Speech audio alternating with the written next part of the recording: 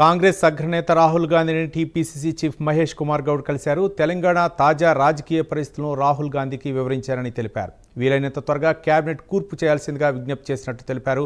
Party నిర్మాణం, జై బాపు జై భీమ్ కార్యక్రమాల గురించి రాహుల్ గాంధీతో మాట్లాడినట్లు మహేష్ కుమార్ గౌడ్ చెప్పారు. రాహుల్ గాంధీతో భేటీ అనంతరం మహేష్ కుమార్ గౌడ్ సీఎం రేవంత్ రెడ్డిని కలిశారు. రాహుల్ గాంధీతో సమావేశ అంశాలను రేవంత్కు వివరించారు టీపీసీసీ చీఫ్.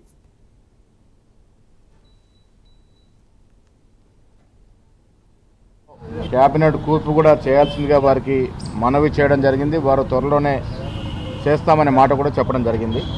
పార్టీ నిర్మాణం గురించి, తెలంగాణ రాష్ట్రంలో జరుగుతున్న సంస్థాగత నిర్మాణ కార్యక్రమాల గురించి, జై బాపు జై భీమ్ కార్యక్రమాల గురించి వారికి వివరించడం జరిగింది.